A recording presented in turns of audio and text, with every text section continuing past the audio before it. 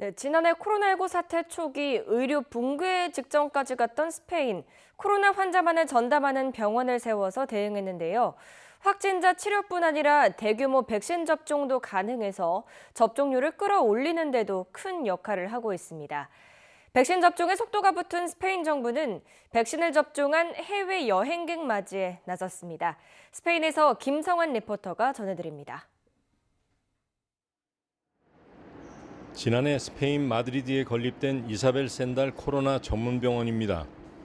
1년여 전 코로나 확산으로 하루 사망자가 1,000명 가까이 나오면서 의료 시스템이 붕괴 위기에 놓이자 주정부가 코로나 치료만을 전문으로 하는 병원을 따로 세웠습니다.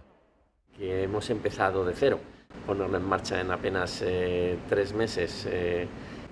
O sea, construirlo en 3 meses y luego ponerlo en marcha en apenas unas semanas. Estructuras para que el personal, para que los procedimientos, para que el material necesario estuviera preparado para poder atender pacientes. Aquí hemos tenido apenas unas semanas.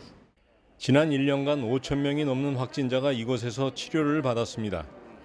코로나 환자와 일반 환자 분리로 일선 의료 현장도 감염과 혼란을 막는 데 큰 도움이 됐습니다. 일반 병원과 달리 수술실은 없지만 코로나 환자들이 산책을 즐길 수 있는 것은 이곳의 장점입니다.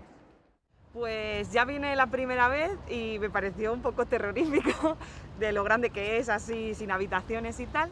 Bueno, siempre está bien tener un hospital para eso. O sea, yo creo que faltan hospitales, entonces pues está bien. Siempre que se construya cosas para sanidad está bien.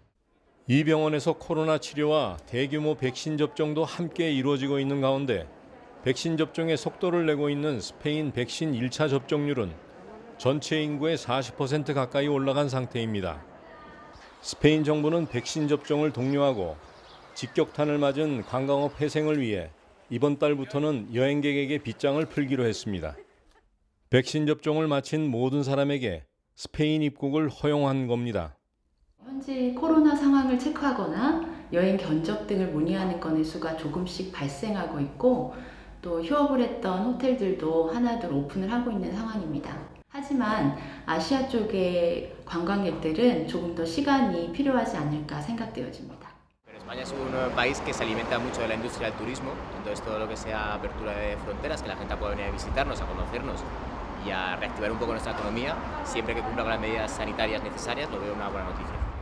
코로나 전문병원 설립으로 2차와 3차 감염 확산세도 유연하게 대응한 스페인은 해외 관광객 맞이에도 자신감을 보이고 있습니다.